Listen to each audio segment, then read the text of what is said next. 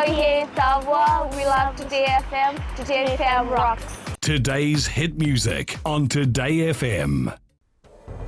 Yanavanaka, Fiji. In this bulletin, anti-government agitator claims he was on politicians' payroll. FSC rehires some laid-off staff.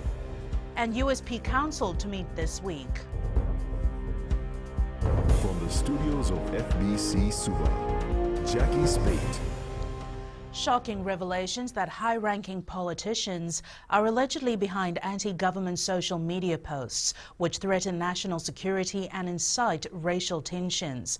A man by the name of FERREL Khan, claiming to be the administrator of notorious Facebook page FIJI Exposed Forum and other similar sites, approached the Fijian Broadcasting Corporation in February, wanting to come clean about his dealings. However, 4 months later, FBC Chief Executive Riaz Said Qayyum says Khan did not come forward with any evidence as promised. Said Qayyum has also released audio recordings of his meeting with the individual. Edwin Nund reports.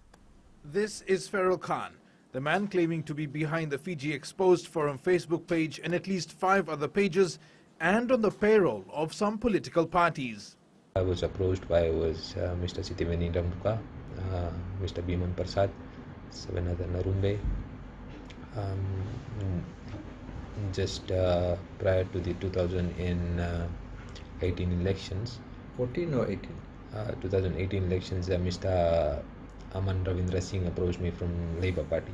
As you can imagine, someone walks off the street and says, you know, I'm the person doing this.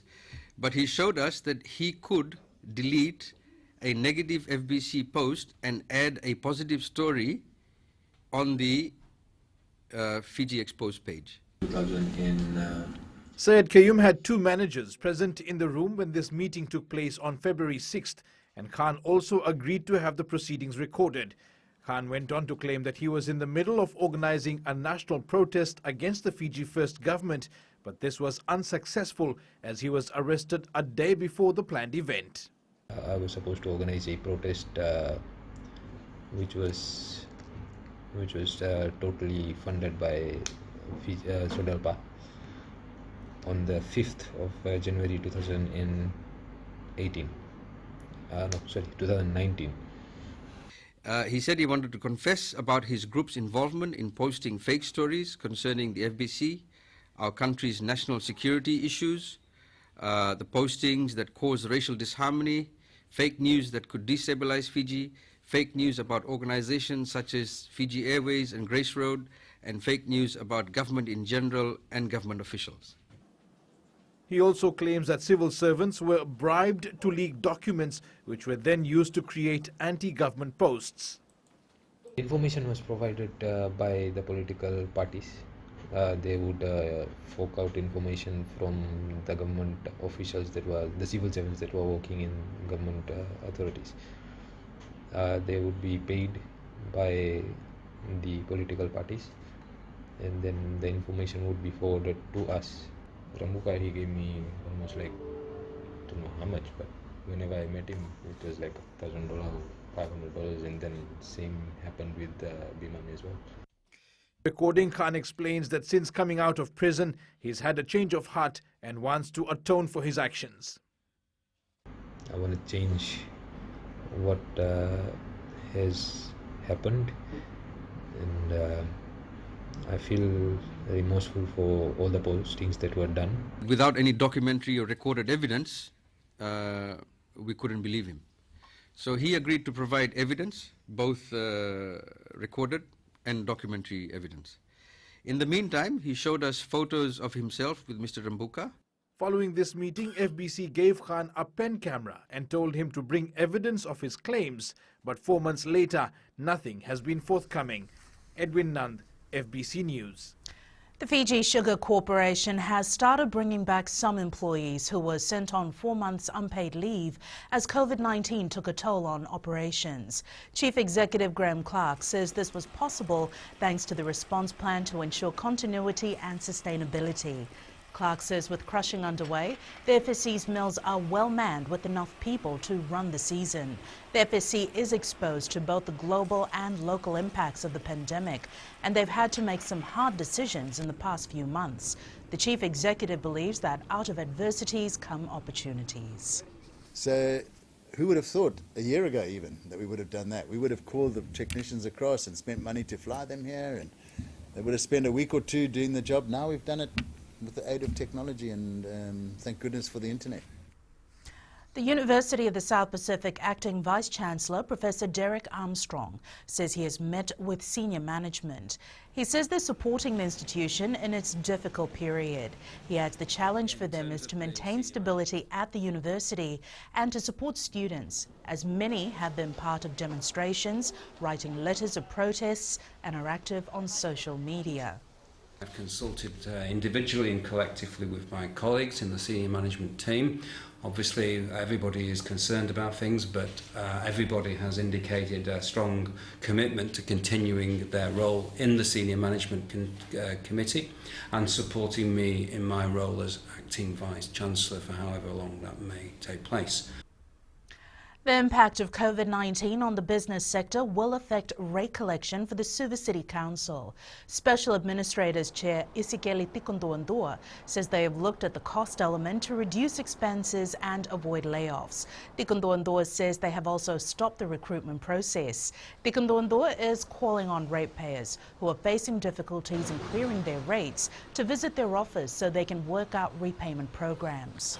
Vacancies, we are no longer at this point in time filling up those vacant positions, but we have contingency plan in place that if we have to take some actions, we have that in place to ensure that we are still able to provide the essential services to people in Suva. Considering the current economic situation, entrepreneurs need to consider that it's the little things that can make a big difference and help the business to thrive. This is the statement made by 40-year-old Chalesi Vuki Totovasau, a renowned livestock farmer in the province of Nadronga Navosa. Vuki currently owns 600 acres of land for his business and has raised over 100 goats, pigs and sheep, as well as cattle in past years. I realized that I need to start a new form of business. So in 2007, I started off breeding 7 female cattle.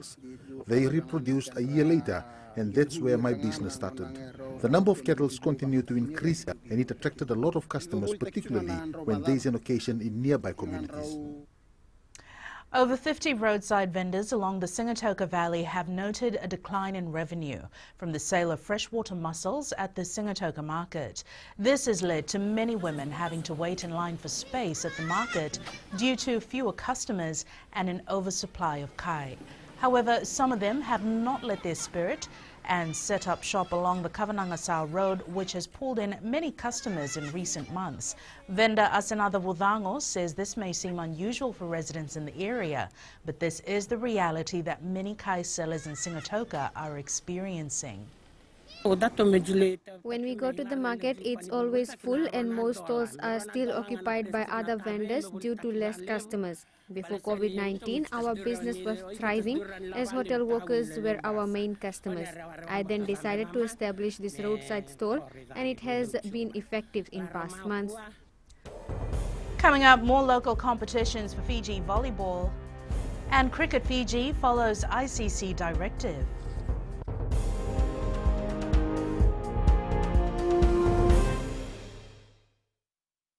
Bola FM number 2 and seri. Bola FM number 2 and seri.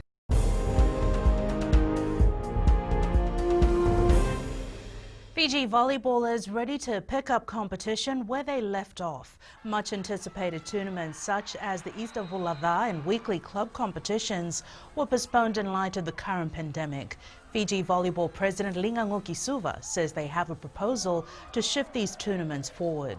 What we want to do is to bring forward the likes of the Vulava Trophy that was supposed to happen in Easter and the association tournament that was supposed to happen on a weekly basis.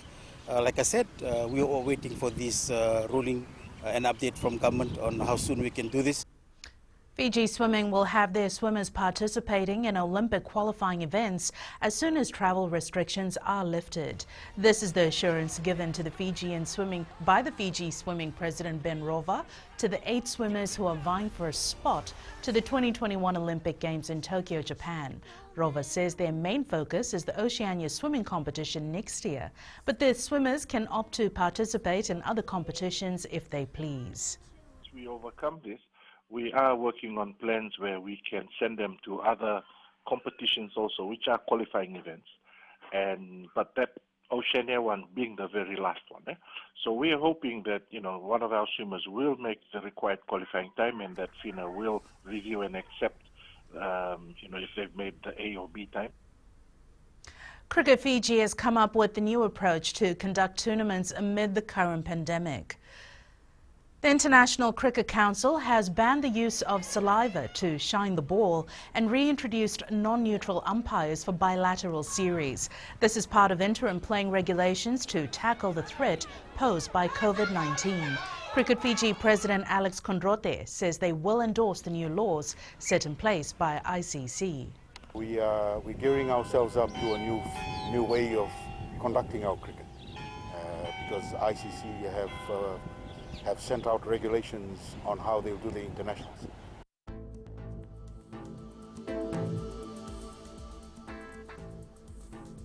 And taking a quick look at today's weather, it's cloudy conditions with occasional showers expected over most places today. And that is your FBC Morning News. Join us at 1 p.m. and 7 p.m. for our major bulletin.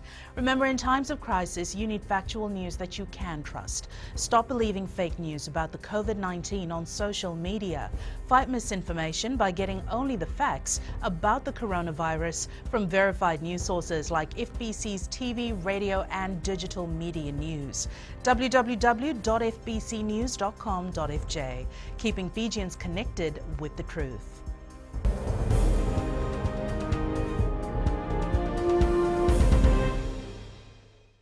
Bola FM, number 2 NSR. Bola FM number 2 NSR.